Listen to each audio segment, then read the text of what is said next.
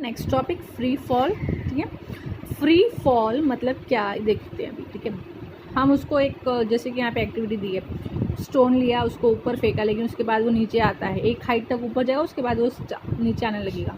तो वो जो नीचे आ रहा है उस टाइम पे क्या हो रहा है, उसके ऊपर ग्रेविटेशनल फोर्स एक्ट करता है।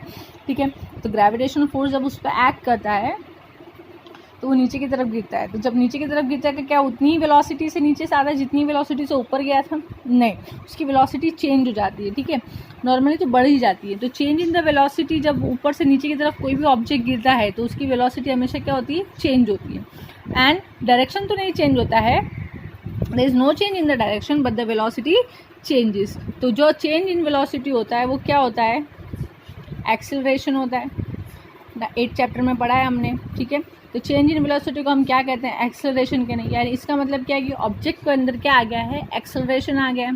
ठीक है, so an object fall towards the earth and acceleration is involve, उसके अंदर एक्सेलरेशन प्रोड्यूस हो जाता है। तो कोई भी एक्सेलरेशन जो अर्थ ग्रेविटेशनल की फोर्स की वजह से हो रहा है उसे कहते हैं acceleration due to gravitational force of the earth. Getting it? Okay, कोई भी एक्सेलरेशन अगर ग्रेविटेशनल ऑफ अर्थ की वजह से प्रोड्यूस हो रहा है तो उसे कहते हैं acceleration due to gravitational of earth और अर्थ ग्रेविटेशनल एक्सेलरेशन। ठीक है, तो उसको एक्सेलरेशन ड्यू टू ग्रेविटी। तो ये ग्रेविटी जो है, acceleration of due to gravity, इसका सिंबल क्या है? Small g. ठीक है, कैपिटल जी है वो ग्रेविटेशन कांस्टेंट है। ठीक है, स्मॉल जी है वो acceleration of gravity due to gravity. ठीक है, तो it is the unit of g is same as the unit of acceleration. Acceleration का यूनिट क्या है? Metre per second square. तो एक्सेलरेशन को आप जी से भी डिनोट कर सकते हो इस चैप्टर में, which is also equal to the metre per second square. Okay, आप एक ही जगह पे यहाँ पे जी, इस चैप्टर में जी लिख सकते हैं। ठीक है, तो अभी हमारा इक्वेशन क्या था? सेकेंड लॉ ऑफ मोशन के बाद इक्वेशन क्या था हमारा? हमने ऐसा पढ़ा था ना सेकेंड लॉ ऑफ मोशन में, फोर्स इंटू एक्सेलरेशन। ठीक है, इस चैप्टर में हम एक्सेलरेशन की क्या जगह लिखेंगे कि जी लिख देंगे। ठीक है, हम ग्रेविटेशन से रिलेटेड बात करें इसलिए हम यहाँ पर जी लिख देते हैं। तो फोर्स का फॉर्मूला इस चैप्टर के लिए क्या होगा? एम जी होगा। ठीक है, और अभी हमने एक इक्वेशन पढ़ा है ऐसा, f is equals to G M upon D square, एक कैपिटल एम और एक स्मॉल एम। ठीक है, तो यहाँ पर हम एफ को एम जी से रिप्लेस कर देते। एम जी फोर्स ही है ना, तो g M upon D square हो जाएगा ये ऐसे।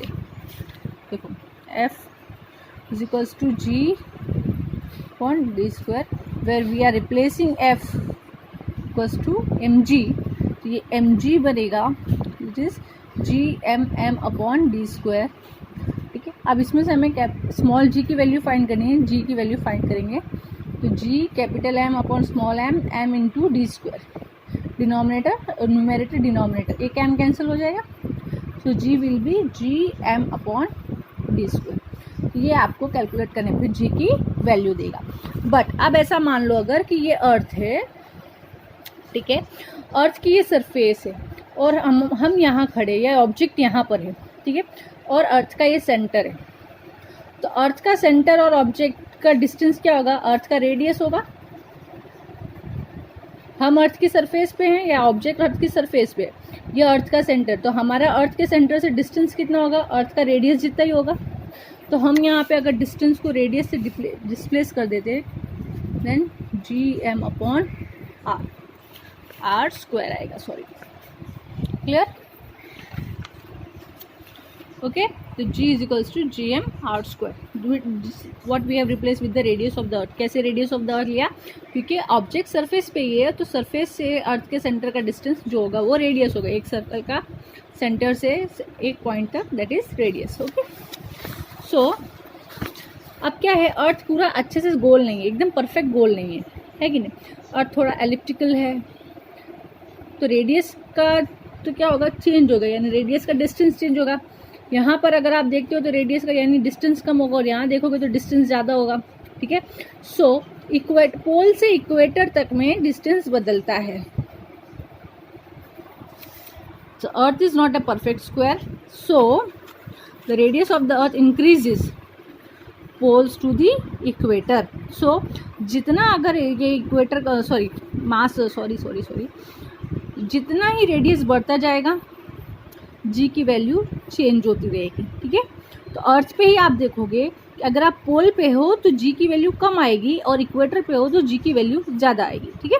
सो value of g become greater at the pole and then the at the equator, clear. यानी पोल पर ज़्यादा नहीं है और इक्वेटर पे कम आती है, क्योंकि रेडियस इक्वेटर पे ज़्यादा है इसलिए जी की वैल्यू कम आएगी इक्वेटर पे। क्यों? क्योंकि रेडियस इज इन्वर्सली प्रोपोर्शनल है और इन्वर्स में जो भी होता है अगर ये बढ़ता है तो ये वाला वैल्यू यहाँ पर जो है वो घटने लगेगा। If it is increasing the denominator value this value will decrease, ये इंक्रीज होगा यानी ये डिक्रीज हो रहा है और अल्टरनेट चलेगा वाइस वर्सा, ओके अंडरस्टूड।